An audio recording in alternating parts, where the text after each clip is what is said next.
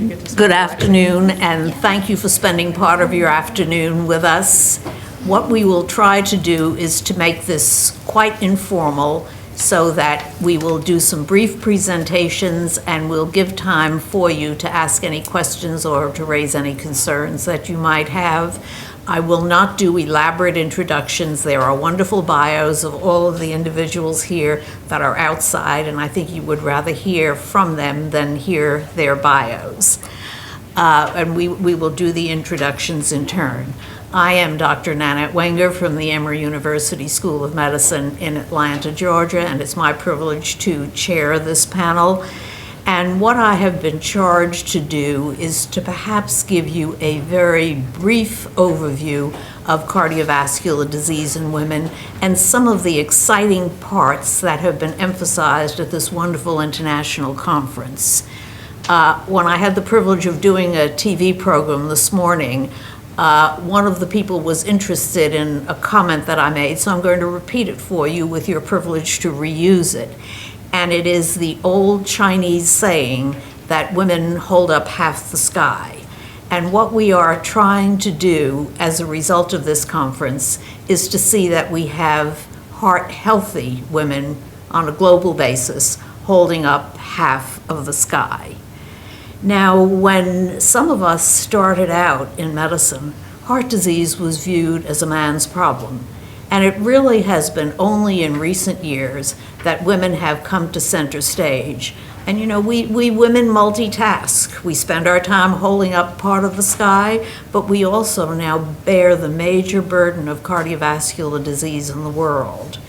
A lot of cardiovascular disease in the middle and low income countries. We're beginning to get a handle on it in the high income countries. But I want to share with people some of what we've done in the US and that other places are beginning to do, and I hope will be adopted. And that is an education and awareness campaign, both for women and for their healthcare providers. It's now been a decade in the US since we have done the National Heart, Lung, and Blood Institute's Heart Truth campaign with this red dress icon, which has become the symbol for heart disease in women, and the American Heart Association's Go Red. And what we've seen over that period of time is an increase in awareness among the women in our country that heart disease is their major health problem from about 30% to almost 60%. Now, is that a glass half empty or is it a glass half full? We have a great way to go because, as in most countries, we see disparities in that the women of racial and ethnic minorities have less awareness, less access to care, and that becomes some of our major challenge. Now, I think we talked a great deal at this meeting about disease of the coronary arteries, ischemic or coronary heart disease. But that is not the only disease for women, and some of the emphasis has been on diseases that are predominant in or unique to women. And as far as I know, pregnancy occurs only in women, and therefore complications of pregnancy and heart complications become important. What we begin to realize is that a small percentage of women at the end of their pregnancy or afterward develop severe heart failure. Goes by the name of peripartum cardiomyopathy. That's a problem unique to women. It's a problem where we're beginning now to have an international registry, and the one panelist who has a conflict and can't make it, Dr. Sliwa from South Africa, is instrumental in developing that registry, and hopefully this is the way we will get data that will enable us to learn more about that problem. We've also learned, interestingly, that women who develop high blood pressure during their pregnancy or who develop preeclampsia, that it's a warning. And some people have said that pregnancy is the first stress test a woman undergoes. But the women who have these complications during pregnancy, we're only recently realizing have an increased occurrence subsequently of heart attack, of stroke, of heart failure, of some arrhythmias. So it is a warning of problems to come.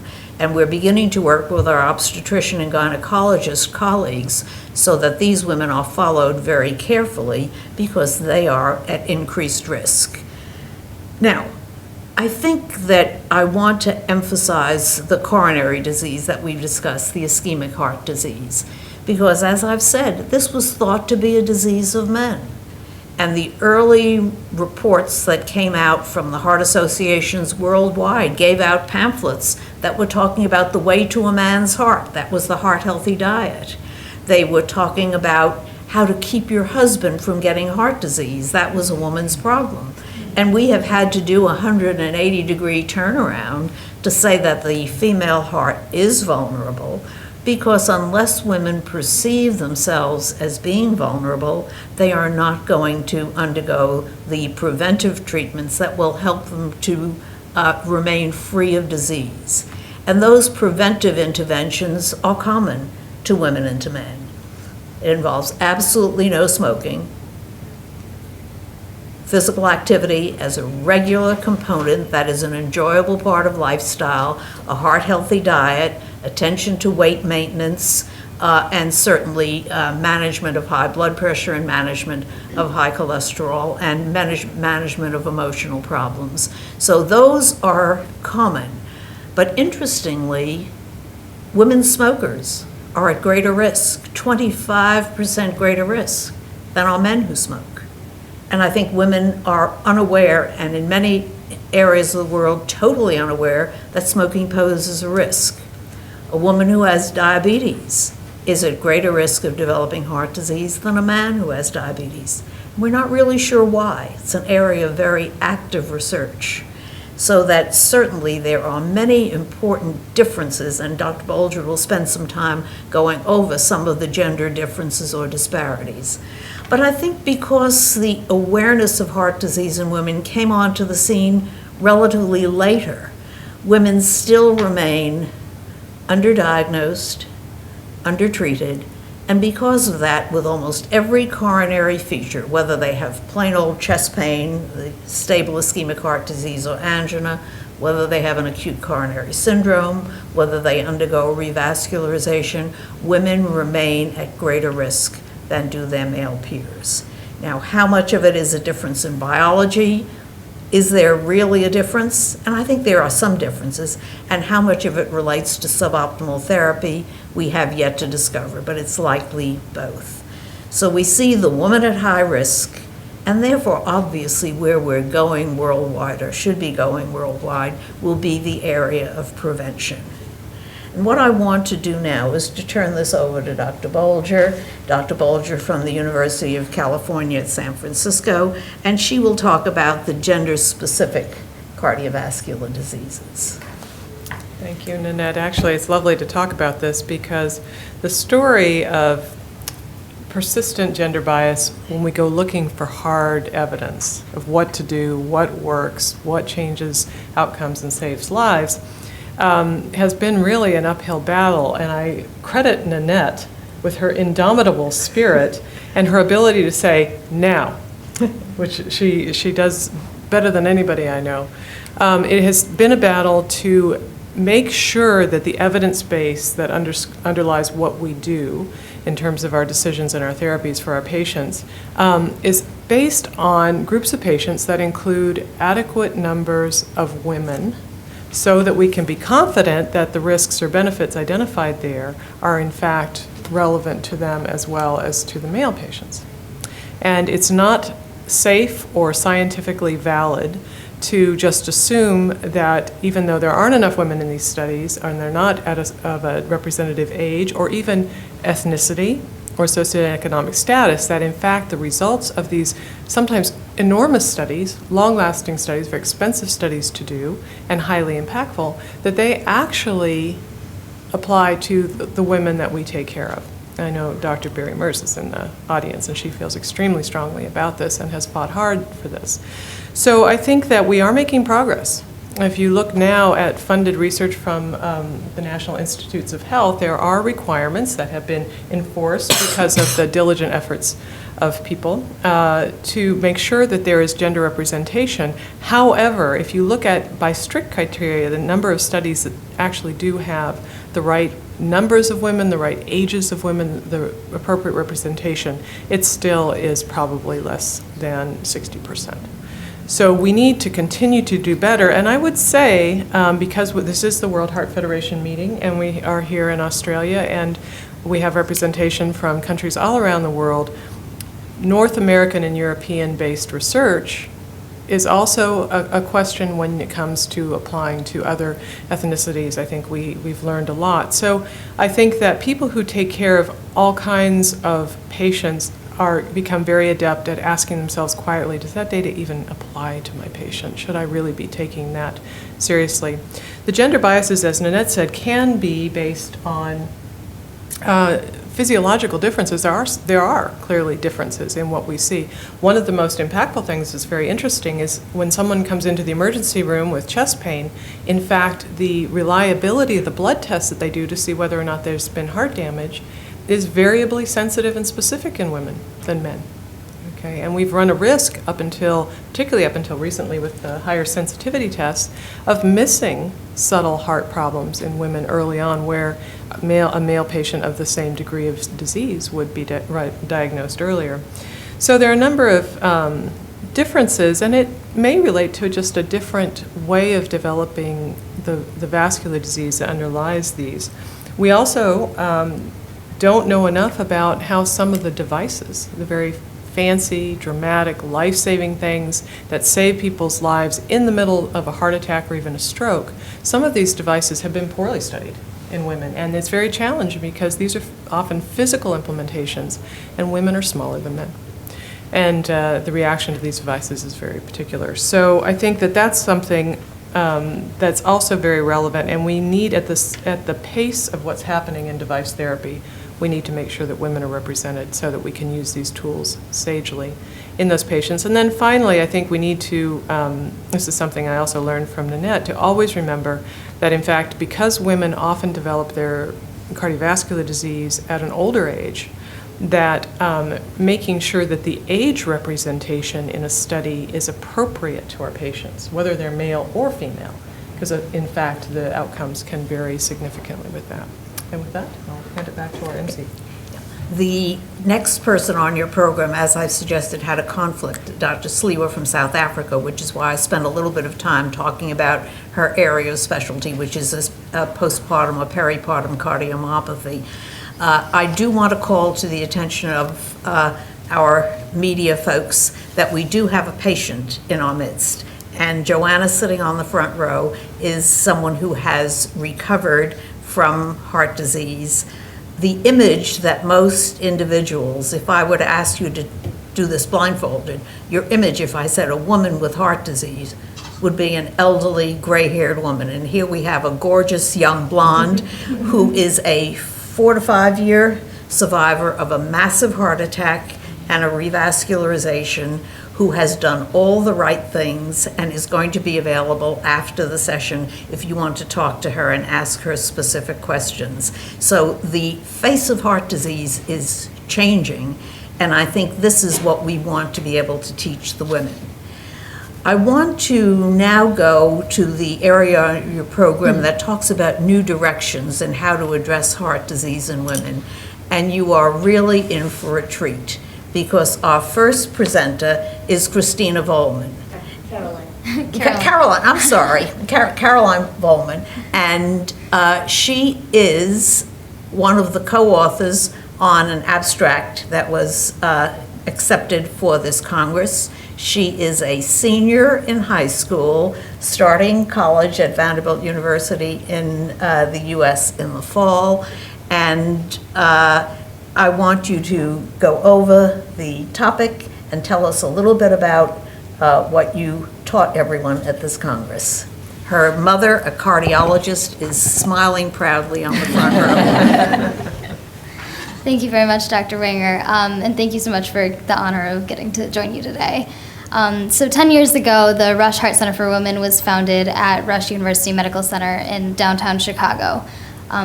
It was initially founded to provide gender-specific care to women with heart disease and improve awareness of that women do get heart disease.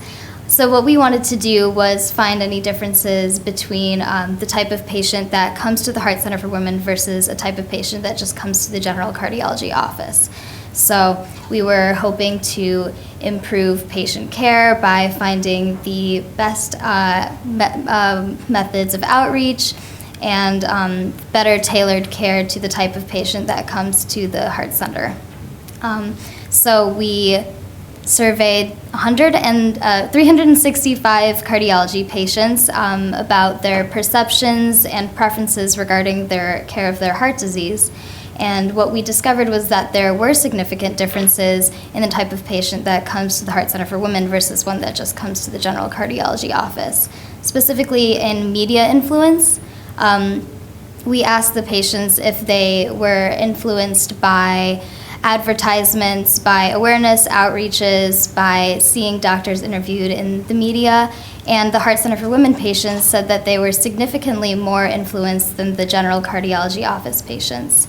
And another big one was their gender preference in their cardiologist. Actually, 45% of the Heart Center for Women patients said that they preferred a female cardiologist, whereas only 12% of the general cardiology patients said that they preferred a female cardiologist.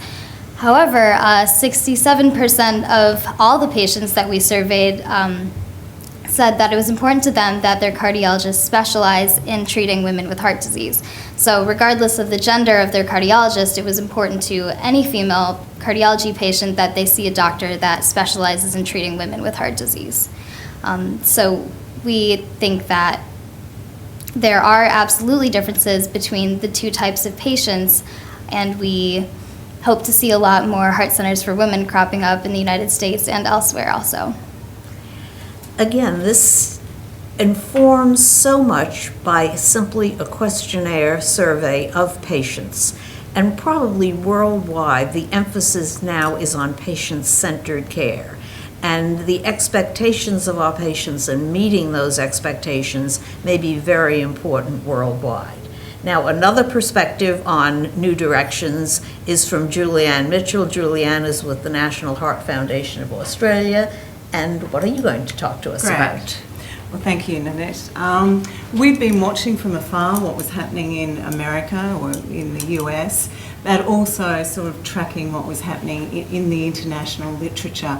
And we wanted to know whether the fact that heart disease in women that was reported as under-researched, under-managed and under-treated was also true of the experience of Australian women. So we determined that we would set up our own evidence base by looking more closely at this issue for Australian women in order for the Heart Foundation to then frame an appropriate public health response.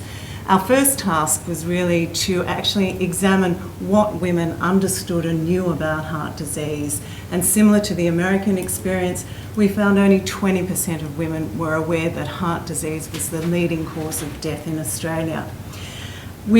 There were a number of disparate surveys and research that had been done into women in heart disease, but we really needed to pull this together. And so we established the first ever inaugural report on women and heart disease in Australia. And what that showed us, or what it confirmed, was heart disease was the leading cause of death in women, that 90% of adult women have at least one risk factor for heart disease, and 50% have 2 to 3 risk factors, that women's greatest fear is actually breast cancer, not heart disease. And so we had to look at what were the things that really would help build that awareness. And so we undertook a first ever national population tracking survey to look at what women understood. As I say, only 20% were aware, but in 2008, by 2012 we'd actually doubled that awareness to 39%. We established a Go Red for Women campaign nationally in 2009. We engaged with women or female researchers here in Australia, had a first ever forum on what priorities should be undertaken in terms of researching and investigating heart disease in Australian women.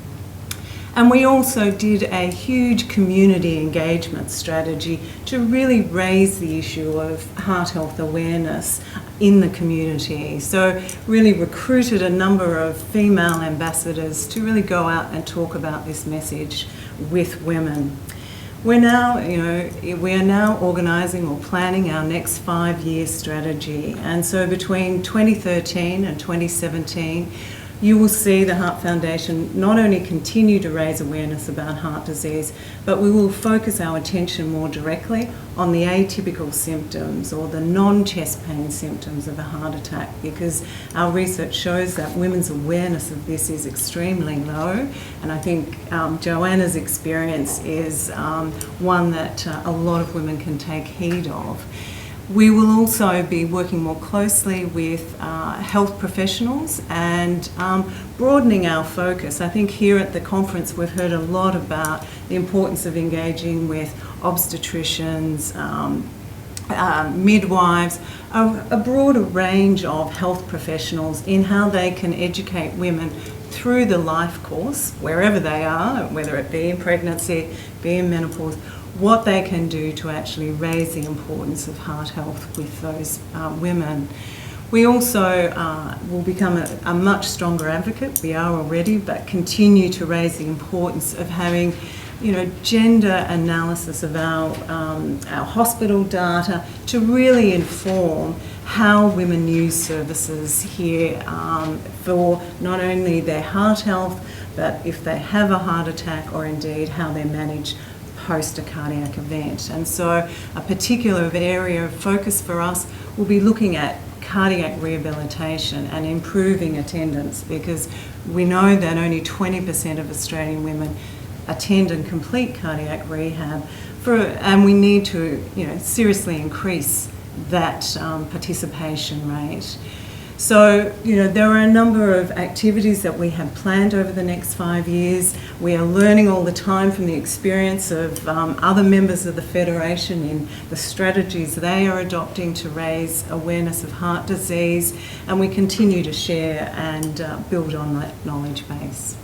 Thank you. I think the phrases that you're going to hear repetitively from all of us are evidence-based, which is the way we hope good physicians and clinicians will practice medicine, gender-specific, and race and ethnicity-specific, which is going to become increasingly important as we begin to acquire data, but that all of this has to be patient-centered. So these issues of evidence-based, very specific characteristics, but patient-centered, that entail both the cultural and the individual preferences of the patient. Now what we're going to do is just give you a few examples of effective management and the care of women with cardiovascular disease in different settings. And the first to present is Dr. Pooja Mehta, who is from the Cedars-Sinai Women's Heart Center in California. And Pooja, why don't you introduce your topic? Okay, great. Thank you, Dr. Wenger. Thank you, Dr. Bolger. I'm delighted to be here. Thank you, all of you, for coming for this very important topic. So I'm going to present this abstract on this topic is cardio-oncology. So this is a hot new area of topic, a lot of people talking about it in the United States and probably elsewhere. So to give you a little background, because of advances in treatment of cancer over the past 15 to 20 years, cancer survivorship has continued to improve. And so there are an estimated 13.7 million cancer survivors in the United States. This was from the National Cancer Institute data in 2012. So when we talk about women and heart disease, so among women cancer survivors, 41% are breast cancer survivors. And if a woman is diagnosed, and women get diagnosed early because of aggressive mammography and screening and great treatments, 5-year survival is over 90%. It's 95, 96%. So people don't, women are not dying from breast cancer, but the treatment, which is great, that they get treated, but it taxes the cardiovascular system. So what happens is, because of treatments with chemotherapy and radiation therapy, you have a premature atherosclerosis later in life. They are at risk of cardiomyopathy, so that's damage to the heart muscle because of the chemotherapy, and heart failure. So to address this issue, to address primary prevention and secondary prevention in cancer survivors, Dr. Barry Merce in the Women's Heart Center and myself, we proposed a cardio-oncology clinic within our Women's Heart Center to have a sort of a multidisciplinary approach, working with the medical oncologists, surgical oncologists, radiation physicians, and cardiac imaging experts to try to see what can we do so that we prevent these adverse cardiovascular outcomes. So our objective was to conduct a preliminary quality improvement initiative, and we did an electronic chart review. So fortunately, last year we transitioned from paper chart to electronic medical record. And so we looked at 7-month period from January to July last year to see how many people seen in our clinic were actually breast cancer survivors, and then what was their cardiac risk factor profile like. And so what we discovered is that out of the 892 patients that we saw, 12% had a diagnosis of cancer. And but out of those 12%, so the Women's Heart Center, so 48% of those were breast cancer survivors. Mean age was about 64, and the mean BMI was 24.6. So 25 is the cutoff for overweight, 25 to 29.9. So they were at 24.6. That was their BMI, and what we noticed is that 92% of cancer survivors had cardiac-related risk factors or a cardiac diagnosis. And hypertension, over 50%, so 55% were hypertensive, 60% were hyperlipidemics, about 14% diabetics, 23% had ischemic heart disease. So taking a look at this data, what we say is that cardio-oncology clinics are needed.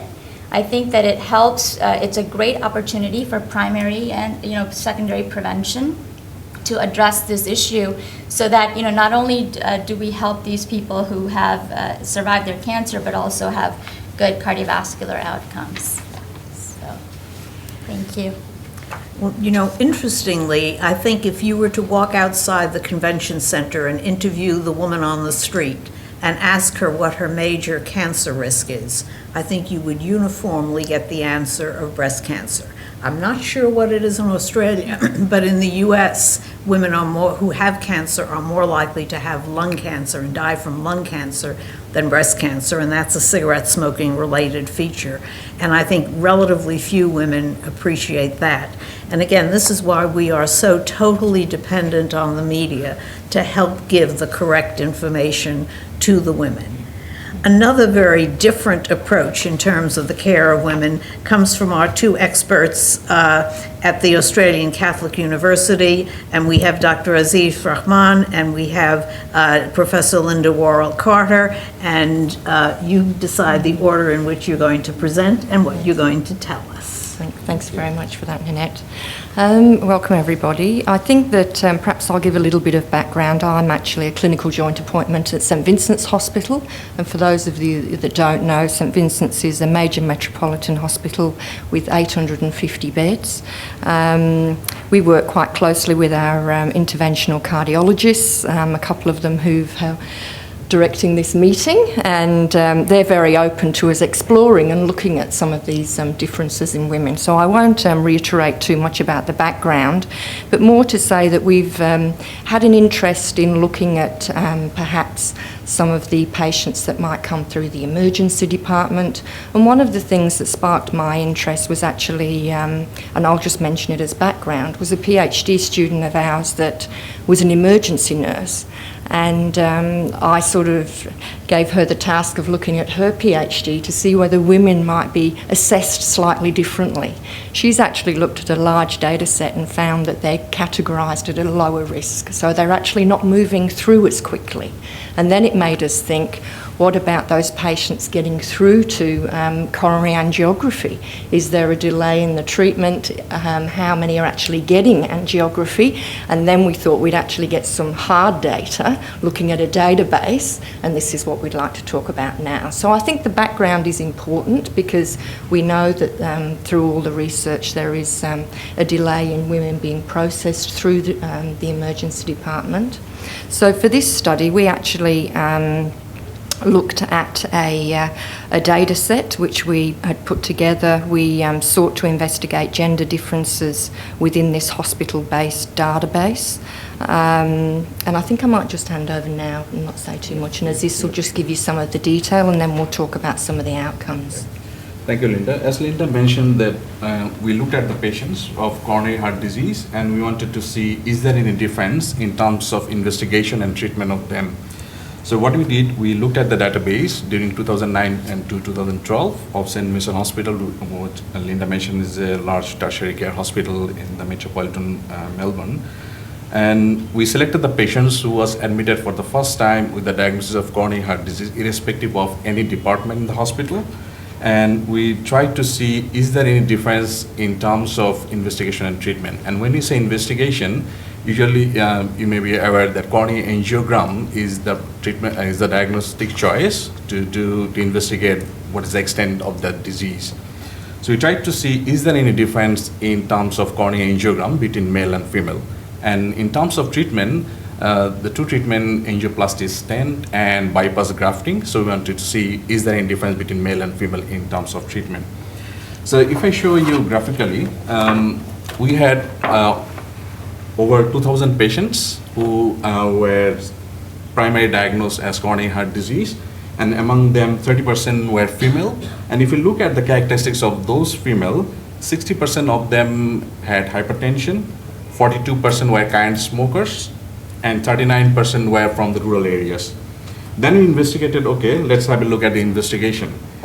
So if you can see, this red represents women and blue represents men.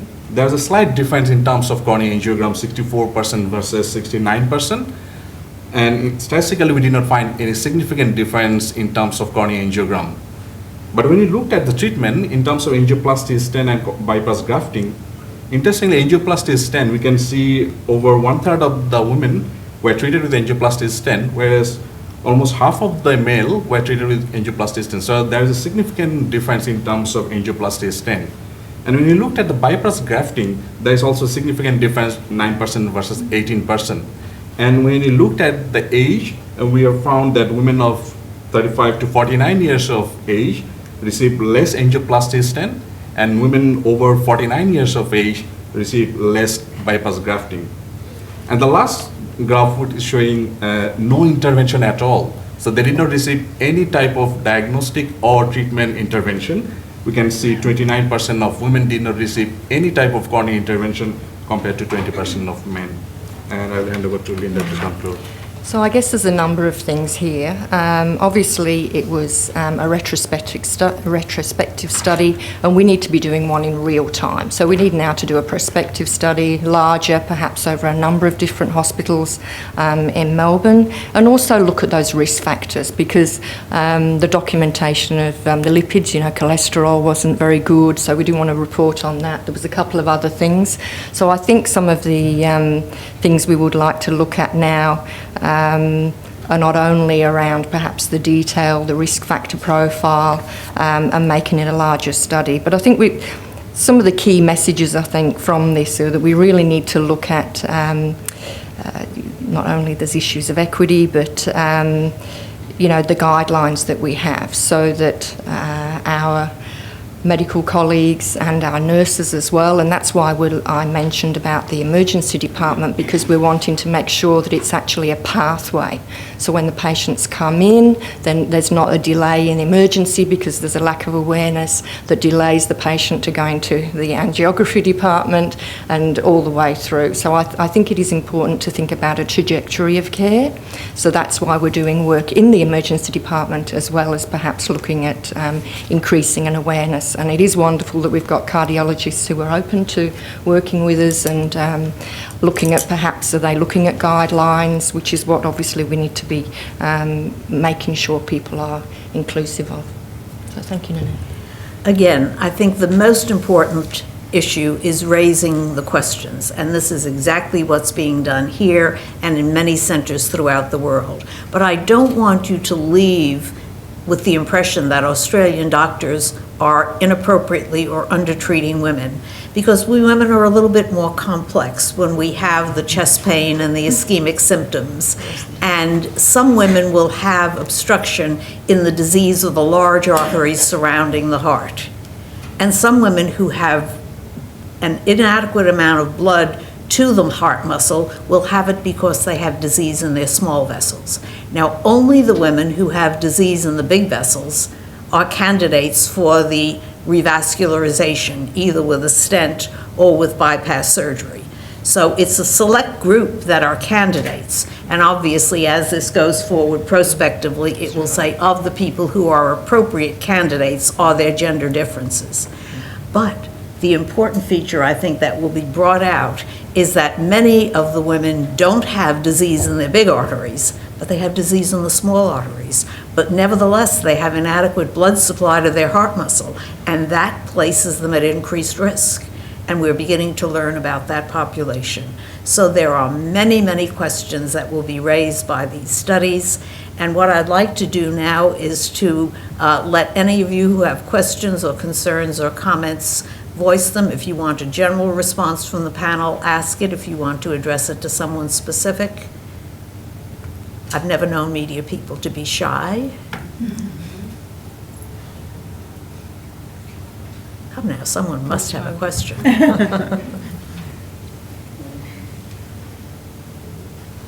Yes, sir, in the back row. Okay, I'm just asking about, in terms of risk factors, are there any notable differentiation in terms of the risk factor that leads to heart disease in men than they are in women? Are the risk factor different? And why don't you start with that, and I'll pick up after that. I think it's really important before we think about differences, we think about similarities. I think that we know the intensely powerful impact of tobacco. Diabetes, inactivity, obesity are all risk factors that we understand. Hyperlipidemia, that means high levels of fats in the blood, particularly the adverse types of cholesterol. These are very, very powerful risk factors in women and in men, and the age at which women are tested for some of these is actually inappropriately late, which is one of the reasons we really want to engage the gynecologic and obstetric providers in helping us define women's risk early on. So I think that is the number one risk factor profile point that I'd like to make. As Dr. Wenger pointed out, there may be even higher risk to women from some of those factors, such as smoking and diabetes. They're actually worse risk factors in women than in men, even though they're not great for men either. Well, perhaps another issue is just the hormonal environment, because we've known for a long time that normal, natural estrogen for the woman who has not yet undergone menopause seems to be protective in many ways, and may be one of the major explanations for why women develop their coronary disease 10 to 20 years later. It's certainly one of the features. But what we have learned, and we've learned this from randomized trials, is that it was automatically assumed that if hormones protect at younger age, let's give hormones forever and keep women young forever. And what we've learned from the randomized trials is that not only was there no benefit, but there was potential risk. So some of the issues, at least in the United States, the menopausal hormone therapy is not recommended either for the primary or the secondary prevention of heart disease. Certainly, it's used for menopausal symptoms. So that is an issue that is unique to women. The other feature that we've learned is that some of the autoimmune diseases seem to be more prominent in women. And those diseases seem to impart increased risk. So women who have any kind of autoimmune disease should be checked for risk factors early on. We're just beginning to learn something about HIV disease and its therapy. And some of the therapies that are enormously effective for HIV disease can raise cholesterol, both for women and for men. And we're not really sure whether the HIV disease gives a differential impact on subsequent coronary disease for women or for men, another area that's under very active investigation. Dr. Mehta, you may want to comment on the cancer issue. So, of course, treatment for breast cancer, that's what the focus of my abstract was, but, you know, the left-sided radiation versus right-sided radiation. So that's been known for several years now that women who get left-sided radiation have a slightly increased risk of coronary atherosclerosis compared to right side. The other two risk factors that come to mind that high triglycerides are a risk factor for women, but not for men. And the other thing is acute mental stress seems to be linked to heart disease in women because of this syndrome called Takotsubo cardiomyopathy or broken heart syndrome, much more prevalent in women than men. So those are two other risk factors. But a feature also that has been recommended and commented on in an expert statement from the American Heart Association is that depression is a risk factor for heart disease and a risk factor after heart disease. And depression far more common in women than in men and more common in younger women than in older women. So again, screening for depression and appropriate therapy, a very important issue and one that has been understudied in the community. More questions. That was a great question that really elicited a lot of comment for you. Yes, ma'am. I was just thinking when there was a talk about the cardiotoxicity of anthracyclines and some of those cancer drugs. And I'm sorry that I came in late, but I went to that, so if I apologies if this has been asked, but I'm just wondering, because I understand that's a particular issue with breast cancer treatment, I'm just wondering if you can comment on how that is being dealt with from, I guess, the perspective of preventing these kind of, you know, this morbidity later on. Okay, thank you. So that's an active area of investigation in the United States. So there are several issues. The first issue is that anthracycline-based cardiotoxicity, that's been known for years. You know, we've known that anthracyclines damage the heart, but because they're so good at effective anti-cancer, you know, that's what was used. Now, the issue is that if you have traditionally, what people have relied on is echocardiography to assess the ejection fraction. And the problems with echo are several. One is that it's not always, there's a high intra-observer variability. And so it misses early diastolic dysfunction. It misses early systolic dysfunction. So that's one of the biggest issue with it. So cardiac MRI is what everybody's sort of investigating, and also 3D echo and speckle tracking. So these are other additional modalities within echo to try to get better at picking up early damage. And then there are some small studies that have looked at using statins to see if you prevent the drop in ejection fraction that happens using ACE inhibitors and beta blockers, you know, combination. So things that we know that prevent heart failure or treatment for heart failure, let's see if we can give that before the patient gets chemo. So these trials have been done in smaller, you know, less than 100 patients, and those are ongoing. I mean, I think people are really actively looking into that issue. Well, see, the exciting thing about echocardiography and about magnetic resonance imaging is these are imaging studies that don't impart radiation, which certainly you don't want to do for a woman who may have had radiation therapy.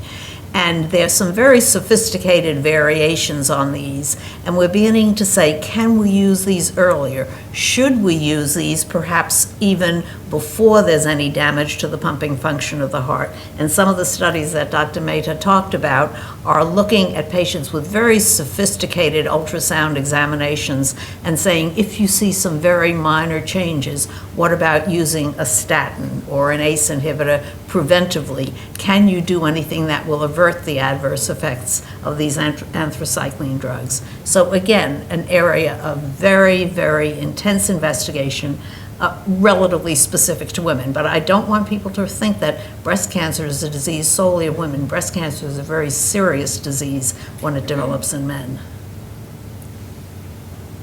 More questions? Hi. Yes, ma'am.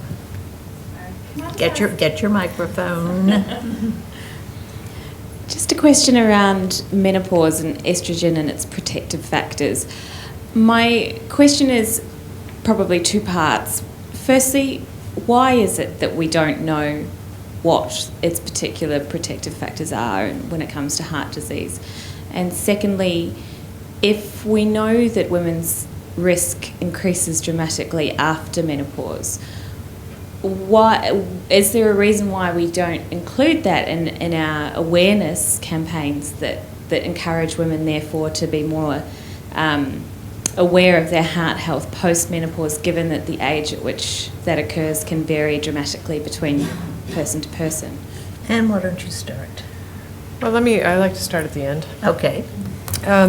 So I think your question about why don't we make, menopause a big drama in terms of risk assessment for women, is that the time when you should go and use that as the signal to go to your provider and take hold of all these risk factors? In fact, that's far too late. Menopause is a risk factor. It's it's a stage in the natural life of women.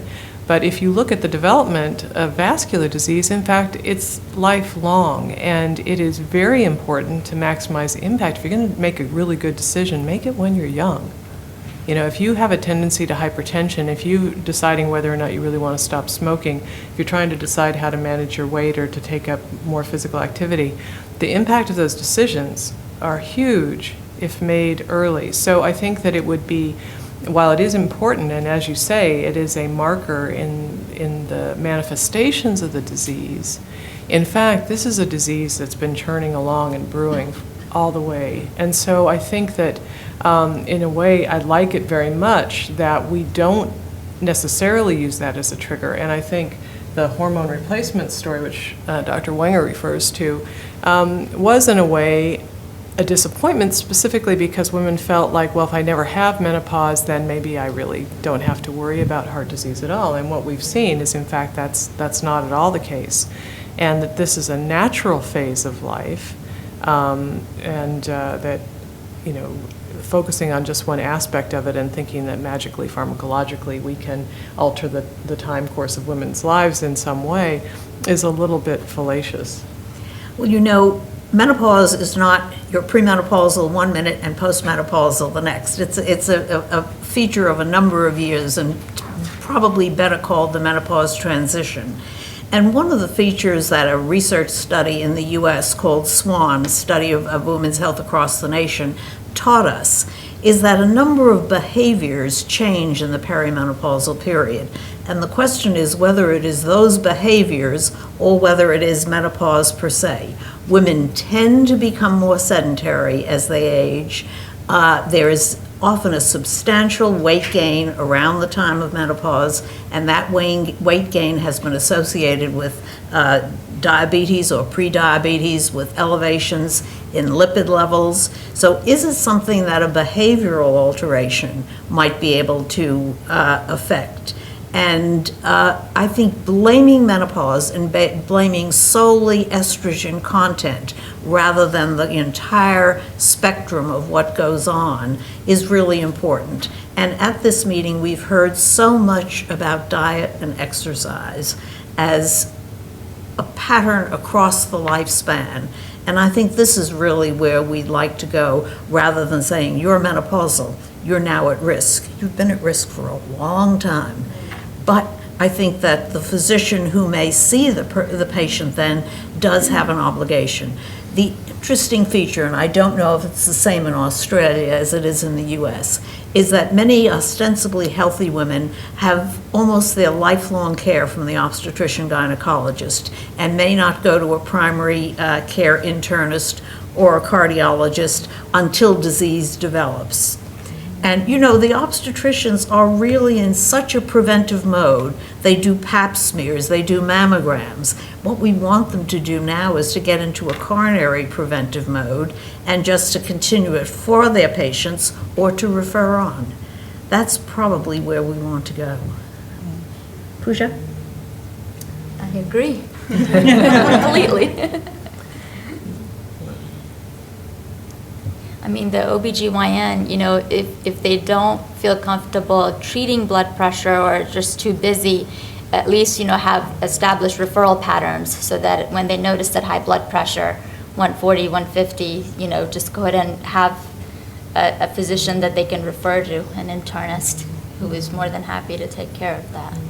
And I think even in Australia, the first 5 years of our campaign was really focused on women 40 to 65. I think with emerging research, we're realising that we need to go target younger women, which is why we're looking to engage other health providers such as gynecologists and obstetricians and midwives in this education, so that the onus is not just on women to find this information out for themselves, but in fact it's reinforced through the provider and through the health system more generally. Well, we're now beginning to list questions that women should be asking their physicians. So we're asking women to become proactive. And one of the American Heart Association campaigns of Life's Simple 7, the 7 things you do to prevent heart disease, and you should be able to discuss with your primary care provider, no matter who that provider is, do I have any of these risks? If I do, what am I supposed to do? What are the interventions supposed to be? Which are lifestyle, which are pharmacologic? What is it that I can do in the preventive mode? But we have to return some responsibility to the patient, and that requires information and awareness. And we're very dependent on all of you to help us share this with the public. I would support that. I think what people need is, and the increasing pressures, and as women are younger now that we're identifying, they almost need a one-stop shop. I know we were looking at trying to get a clinic where, you know, people could come and have, you know, their blood levels done, the lipids, their see somebody if they had high blood pressure, to almost manoeuvre around, because especially at St Vincent's we have a lot of rural patients, so when they're travelling and they're coming, they can't be coming up and down, and especially for some of those a little bit more senior. But I think when you look at depression in some of the younger women, you know, and they've got young children and they're not the typical type of patient, as you can see at the front. I mean, I know some of the early work we did around women, we were very surprised. And I think the messages are absolutely correct. Some of the women we interviewed in a small study said, oh, but you know, it was important to take care of everybody else before I made that call. And I said, well, who did you tell? Oh, I told a friend. You think, well, you know, you're delaying time. So I think there's a lot of things around those messages. I think we probably will become more futuristic in our approach. And perhaps we're going to be doing more education, more information using the smartphones. And this has become a great deal of area of interest in the US. Can we communicate with patients by the smartphone between their office appointments, between their clinic appointments, when they're not immediately coming to a center? And as a matter of fact, I have a research study that's ongoing at my center looking at diabetic women. Remember, I've told you the diabetic women are at increased risk. And we're looking at their risk factors on a smartphone. We're telling them what they should do. The smartphone app that we're in the process of developing sends them reminders. They feed in all the information periodically, and either we tell them you're doing well, you're doing better, or this is not as good as last week, and send them to a reference. And we put the information library onto the smartphone. So I think that it's just a matter of imagination, of can we use technology to help? Can we keep the patients in touch with their providers, with their clinic, using the technology that's in their hand? And we have to learn what works and what doesn't work. And I think a number of people are beginning to do this, but I think we're going to bring a lot of care to patients using the technology. Patients use the internet.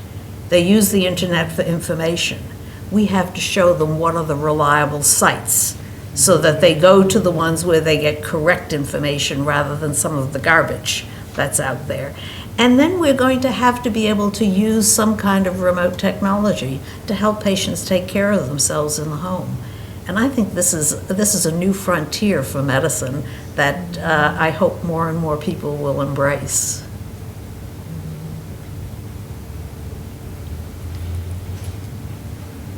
Questions?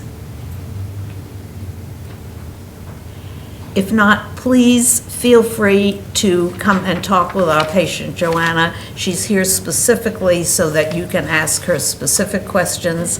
Thank you for sharing some of your afternoon with us, and I want to thank my panelists because we think that working with the media is probably one of the most important ways that we can communicate with our patients and with the public, and we thank you for attending.